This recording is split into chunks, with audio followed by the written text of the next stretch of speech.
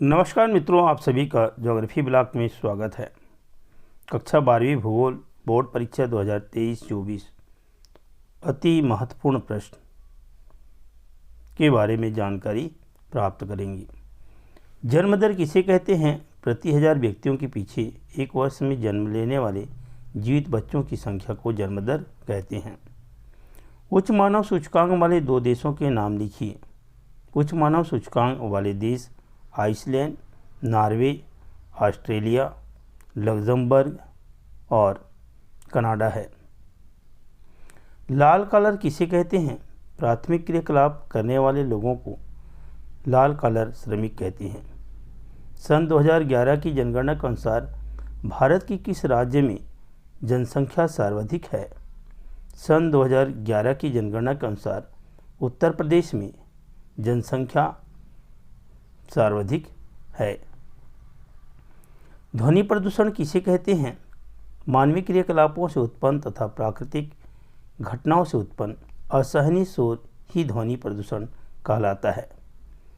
जनसंख्या घनत्व किसे कहते हैं? इसे निकालने की सूत्र लिखिए। एक वर्ग किलोमीटर क्षेत्र में रहने वाले लोगों की संख्या को जनसंख्या का घनत्व कहते हैं। जनसंख्या घनत्व बराबर प्रदेश की कुल जनसंख्या बटे प्रदेश का कुल क्षेत्रफल। कृषि आधारित उद्योगों के नाम लिखते हुए किसी एक का वर्णन कीजिए।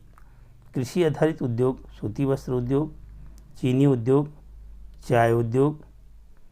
सूती वस्त्र उद्योग उन्हीं क्षेत्र में स्थापित किया जाता है जहां नम जलवायु होती है या ऊर्जा शक्ति की प्राप्ति समीप में हो।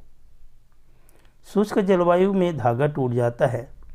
सूती कपड़ा बनाने के लिए कपास की आवश्यकता होती है तथा जहां कोयला अथवा जल विद्युत आसानी से प्राप्त होता है वहां सूती वस्त्र उद्योग स्थापित होती है। भारत में सूती वस्त्र उद्योग का केंद्रीकरण के कारण महाराष्ट्र एवं गुजरात में है। स्वेज नहर और पनामा नहर की तुलना कीजिए। स्वेज नहर मिस्र देश के अधिकार में है। स्वेज नहर भूमध्य सागर को लाल सागर से जोड़ती है। यह 165 किलोमीटर लंबी, 65 मीटर चौड़ी और गहराई 11 मीटर है। समतल मैदान होने के कारण इसको बनाने में व्यय कम हुआ। इस नहर को यात्री एवं माल का किराया पर्याप्त मिलता है क्योंकि आसपास घनी आबादी है। पनामा नहर संयुक्त राज्य अमेरिका के अधिकार में है। पनामा नहर अटलांटिक महासागर को प्रशांत महासागर से जोड़ती है। इसकी लंबाई 80 किलोमीटर, चौड़ाई 90 मीटर तथा गहराई 12 मीटर है। इसे पठारी भूमि पर बनाने के कारण बनने में अधिक व्यय हुआ। पठारी एवं कम आबादी वाले क्षेत्र से जाने के कारण यात्री एवं माल किराया कम मिलता है। ग्रामीण बस्ती के प्रतिरूप को देखकर उत्तर लिखिए। बोर्ड परीक्षा में ग्रामीण प्रतिरूपों के बारे में पूछा जाता है। इस ग्रामीण बस्ती की प्रतिरूप का नाम आयताकार अथवा चौकपट्टी प्रतिरूप है। इस प्रकार की बस्ती की विशेषताएं सड़कों एवं गलियों सीधी एवं एक दूसरे को समकोण पर काटती है या समकोण पर काटती है। इस प्रकार की ग्रामीण बस्ती का प्रतिरूप भारत में गंगा की मैदान में देखने को मिलती है। भारत की बच्चों में लिंग अनुपात घट रहा है। इसके प्रमुख 3 कारण लिखिए। भारत के बच्चों में घटते लिंग अनुपात के कारण निम्नलिखित हैं।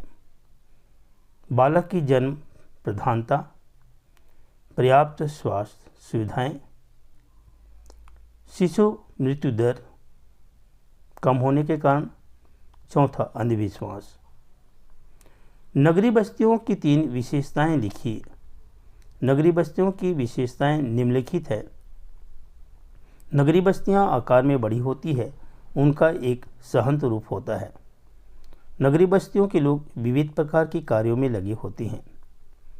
नगरों से बना माल गांव को भेजा जाता है। नगरीय बस्तियों का जीवन जटिल और तेज होता है। नगरीय लोगों की संबंध औपचारिक एवं दिखावटी होती है। ये नगरीय मानव भूगोल की परिभाषा देते हुए प्रकृति के मानवीकरण की व्याख्या कीजिए। परिभाषा: मानव भूगोल को उसकी प्रकृति, प्रवृत्ति एवं विशेष क्षेत्र की सहायता से अच्छी तरह से परिभाषित किया जा सकता है। हमारी पृथ्वी को नियंत्रित करने वाली भौतिक नियमों तथा इस पर रहने वाले जीवन के मध्य संबंधों को संश्लेषित ज्ञान से उत्पन्न संकल्पना है। प्रकृति के मानवीकरण: मानव सभ्यता के विकास के साथ पर्यावरण और प्राकृतिक शक्ति के बारे में लोगों की समझ बढ़ने लगी। सामाजिक और सांस्कृतिक विकास के साथ प्रौद्योगिकी के क्षेत्र में भी विकास होने लगा। मानव सभ्यता अभाव से स्वतंत्रता की ओर बढ़ने लगी। पर्यावरण से पर्याप्त संसाधनों का उपयोग अनेक संभावित क्षेत्र में करने लगी। मानव क्रियाकलापों का प्रभाव अनेक क्षेत्रों में दिखाई देने लगा। पहाड़ों पर विश्राम स्थल, तरंगित पहाड़ियों में चारागाह, महासागरीय तटों पर पतन, अंतरिक्ष में उपग्रह, यह मानवीय क्रियाओं से ही संभव हो सका है। प्रकृति मानव को अवसर प्रदान करती है, मानव उसका उपयोग करने में लगता है। इससे प्रकृति का मानवीकरण हो जाता है। मानव प्रकृति के में संभावनाओं की तलाश करता है, जिसमें मानव प्रधान और प्रकृति गौण रहती है। पहले भूगोलवेत्ताओं ने इसे संभववाद नाम दिया और प्रकृति अवसर प्रदान करती है, मानव उसका उपयोग करता है। धीरे धीरे प्रकृति का मानवीकरण हो जाता है। इस प्रकार मानव प्रकृति पर कुछ प्रभाव डालता है। निश्चयवाद, संभववाद और नवनिश्चयवाद की संकल्पना को स्पष्ट कीजिए। मानव और पर्यावरण के संबंधों का अध्ययन ही मानव भूगोल की मुख्य विचारधारा है। मानव ने समय के साथ साथ भूगोल की बदलती विषय वस्तु को विभिन्न वादों के रूप में वर्णित किया, जो इस प्रकार है। निश्चयवाद इस विचारधारा के अनुसार मानव प्रकृति का दास है। मानव अपने पर्यावरण की विशिष्ट देन है। सभी मानवीय क्रियाओं और मानव जीवन पर प्रकृति या प्राकृतिक तत्वों का नियंत्रण होता है। यह मानव भूगोल की अत्यंत प्राचीन विचारधारा है। इसके अनुसार मानव प्रकृति की भयानकता से डरकर उसकी पूजा करता है, तो निश्चयवाद कहते हैं। संभववाद: फ्रांसीसी विडाल ला ब्लास्ट को संभववाद का जनक माना जाता है। उनके अनुसार मानव प्रकृति के तत्वों को चुनने में स्वतंत्र है। उसने प्रकृति से प्राप्त संसाधनों से अपने संभावित विकास किए। प्रकृति पर मानव प्रयासों की सफलता ही संभववाद है। इसके जनक है विडाल ला ब्लास्ट। नवनिश्चयवाद: यह ग्रिफिथ टेलर की संकल्पना है। इसमें प्रकृति की मानवीकरण और मानव की प्रकृतिकरण की चर्चा ही मुख्य आधार है। प्रकृति मानव पर नियंत्रण नहीं अपितु प्रभाव डालती है। मानव भी अपने विकास से प्रकृति को प्रभावित करता है। जैसे भूमंडलीय ताप वृद्धि, हिमानियों का पीछे हटना, निम्नकृत भूमि का विकास आदि। नवनिश्चयवाद इन्हीं संकल्पनाओं में संतुलन बनाने का प्रयास करता है। यह सर्वाधिक तर्कसंगत विचारधारा है। साक्षरता बढ़ाने से होने वाले लाभों को लिखिए। साक्षर जनसंख्या सामाजिक और आर्थिक विकास का सूचक है। साक्षरता का बढ़ना जनसंख्या संगठन के विकास का सूचक है।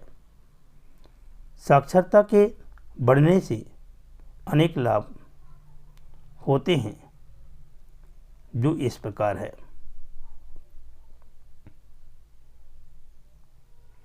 साक्षरता की बढ़ने से राष्ट्र के विकास का स्तर बढ़ता है। अनेक प्रतिष्ठानों में पुरुषों के साथ स्त्रियों को भी कार्य करने का अवसर प्राप्त होता है, जिससे कार्य का स्वरूप व स्तर भी बढ़ता है। उद्योग धंधों में परिवर्तन आता है। अनेक महिला उद्यमी अपने नए उत्पादन के साथ औद्योगिक क्रांति लाती हैं। ये साक्षरता का लाभ है। कृषि कार्यों का भी पर्याप्त विकास होता है। प्रशासनिक व्यवस्था में सुधार, उपभोक्ता सांस्कृतिक का विकास और विकास के नए अवसर सामने आने लगते हैं। राष्ट्र की विकास का आधार साक्षरता है, जो जनसंख्या संगठन का स्वरूप बदल सकती है। विश्व जनसंख्या वितरण को प्रभावित करने वाले कारकों को लिखिए। विश्व में जनसंख्या के वितरण और घनत्व को प्रभावित करने वाले प्रमुख कारक निम्नलिखित हैं। भौतिक कारक आ उच्चावच पहाड़ी भागों की अपेक्षा समतल मैदानी भागों में जनसंख्या घनत्व अधिक रहता है, जैसे गंगा यमुना का मैदान घना बसा हुआ है। जलवायु श्वासवर्धक कृषि योग्य मानव विकास के अनुकूल जलवायु प्रदेशों में जनसंख्या घनीवासी होती है, जैसे पश्चिमी यूरोप, दक्षिण पूर्वी एशिया। मिट्टी उसे शुष्क मरुस्थल और बंजर भूमि पर आबादी निवास नहीं करती, किंतु जो नदी के क्षेत्र सघन आबादी रहते हैं। खनिजों की प्राप्ति जहाँ है वहाँ पर विकास अधिक होता है, जैसे भारत का झारखंड क्षेत्र। सांस्कृतिक कारक भी जनसंख्या के वितरण एवं घनत्व को प्रभावित करते हैं। मुस्लिम बहुल क्षेत्र की जनसंख्या अधिक है और ये पिछड़े क्षेत्र में पुत्र की चाह में आबादी बढ़ती जाती है। तीसरा, आर्थिक कारक, जिन भागों पर आर्थिक विकास हुआ है जनसंख्या का घनत्व भी अधिक है। औद्योगिकीकरण, नगरीकरण, आर्थिक विकास जनसंख्या को बहुत प्रभावित करती है। रोजगार, व्यवसाय, नगरीय आकर्षण जनसंख्या को बढ़ाता है। राजनीतिक कारक, राजनीतिक स्थायित्व एवं शांति में वातावरण विकास में सहायक होता है। उपद्रव, युद्ध, अशांति से जनसंख्या घटती है। दक्षिण पूर्वी एशिया, पश्चिमी यूरोप, उत्तर पूर्वी संयुक्त राज्य अमेरिका में जनघनत्व अधिकता के यही कारण है, राजनीतिक कारक।